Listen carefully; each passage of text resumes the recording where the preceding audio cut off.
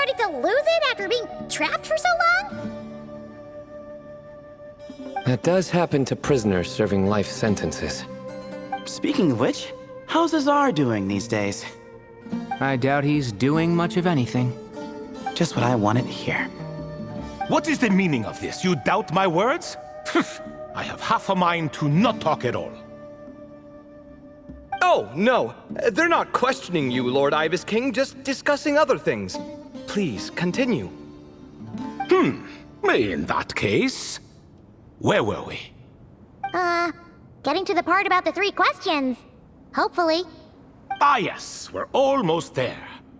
Before I entered Aru, King Deshret said I could be released from my eternal seal if I chose humans who could provide the correct answers to those 3 questions. The first person who caught my eye was Gudars. I asked him, what causes our rise and fall? He answered, conspiracy and betrayal, for it renders the righteous and wise unable to succeed, and thus nations fall. I found his answer quite interesting, so I bestowed upon him the power to deceive. The second human I chose was Makaira. I asked her, what obliterates love and hate? She said unto me, I have nothing left to lose. Vengeance alone can quench both love and hate. I found this to be another fascinating response, so I granted her the power to be loved. But both of them ended up... Now then, young one, riddle me this. Did their answers point to this fate, or was it the power I bestowed upon them that determined their end? I'm just an observer who doesn't understand their circumstances, so I can't answer. A clever reply. I do not wish to comment either. It is all in the past at this point.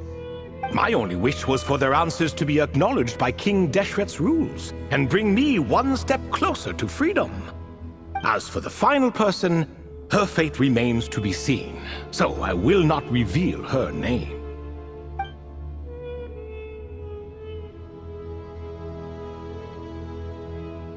I asked her, what determines truth and falsehood? And found her answer quite compelling, so I bestowed upon her a gift to match. As you can see, however, I have not been freed, so it's clear the answer she gave at that time was wrong. But alas, 3 people were chosen and 3 questions were asked, so now all I can do is wait. Wait until her wisdom is in line with the rules set forth by my king. Until she has found the true answer to that question. No wonder there was no 3rd stone slab then. Or perhaps you're just not ready to include her in the story. Though that might be a generous interpretation. Well, it's not merely because her story remains unfinished. As the remaining priests of this place left or passed on, there were none left to record the events that followed. Besides, stone slabs are few and far between in the Great Red Sands. In the sprawling desert, very few things or people even manage to leave a trace.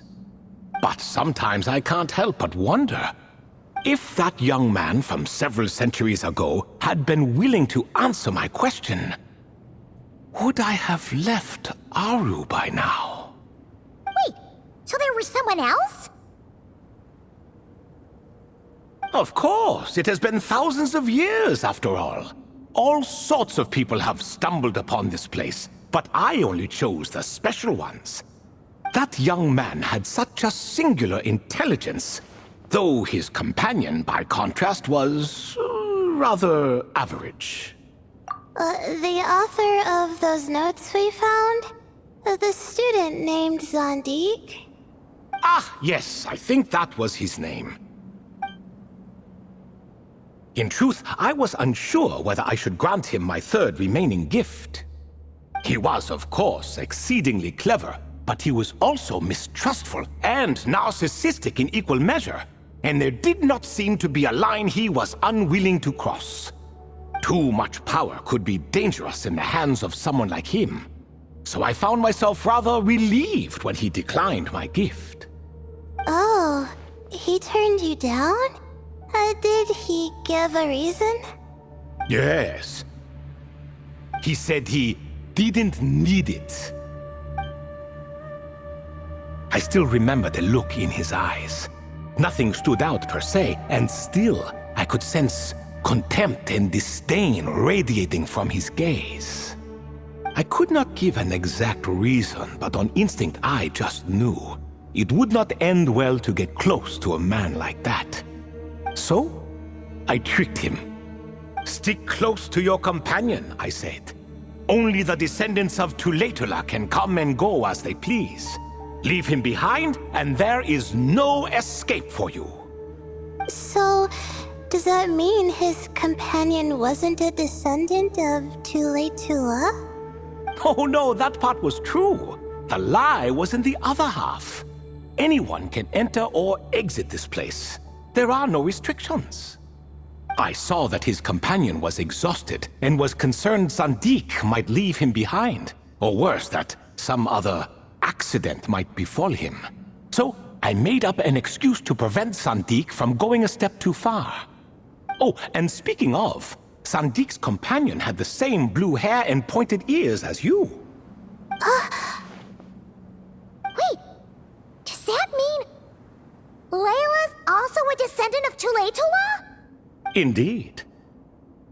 When Hermanubis founded that city, he took in many who had nowhere else to go. Today their progeny are scattered to the four winds, and indeed are far more numerous than I could have imagined. So the person you protected could have been my ancestor. Yes, yes. You're very welcome for that. Could I ask another question, Lord Ibis King? Of course. I have nothing but time, I'm afraid. Did you also save me and a man named Jur? I did. You two were quite unlucky bumping into a device King Deshret once used to measure human brain power. That contact caused more knowledge than you could handle to flood into your minds. So I replaced that knowledge with simpler, repetitive information. Of course, the side effect being the same thought repeating over and over again in your mind, but that should resolve itself in time. How many moons are there in the sky? Yes, that was the phrase I used in your head. I forgot the other one, though. I believe it had something to do with food. Both were spur-of-the-moment decisions, so no need to dwell on the meaning too much. Oh, I see. Thank you, Lord Ibis King. As I said, young one, you are most welcome. If you're inclined to return the favor, perhaps you could turn off that device so no one else can trigger it? There's only so much a cat's paw can do, so I'm afraid this is something I must leave to you. Or Marak, I suppose. Oh, splendid! Another one bites the dust. Such is the fate of things here. Day by day, little by little, the remnants of ages past fade into obscurity. For that reason, the gifts of bygone eras, be they tied to your blood or technological in nature, are not to be revered. They are tools, nothing more. Disrespectful? I simply make the most of what I have. Besides, our king has been gone all these years. What good does it do to revere him now?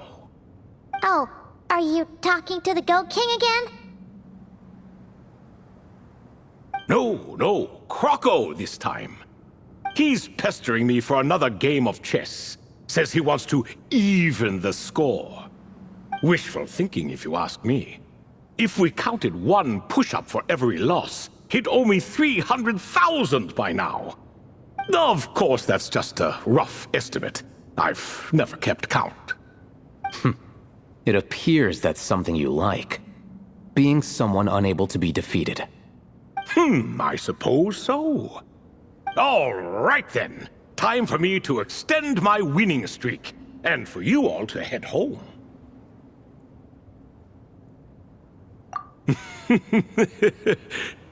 In truth, deep down, I know even the answers to those 3 questions will not change my fate. But that is for me to reckon with. Go on now.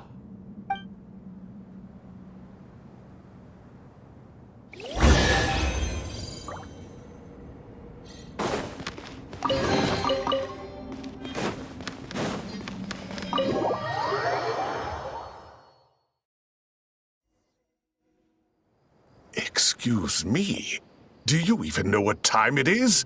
I've harvested 3 crops of tomatoes while you've been gone.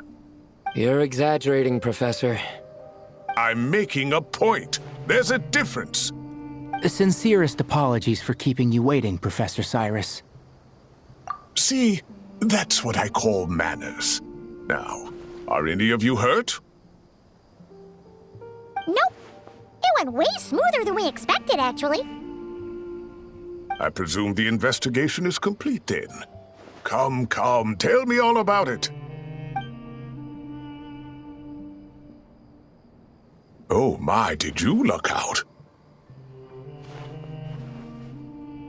If you've read the work from the Vahumana Darshan, you would know that the Ibis King has, well, let's call it a mixed record. Perhaps he softened up a bit in his old age, and that's why he chose to help you. Or perhaps he just didn't have a good enough reason not to help us. See? Marak agrees. How do you even know that's what Marak meant? That could have just been a happy noise. In any case, there's a lot to be happy about. We figured out what happened to Layla and Jur, and there were some unexpected takeaways too.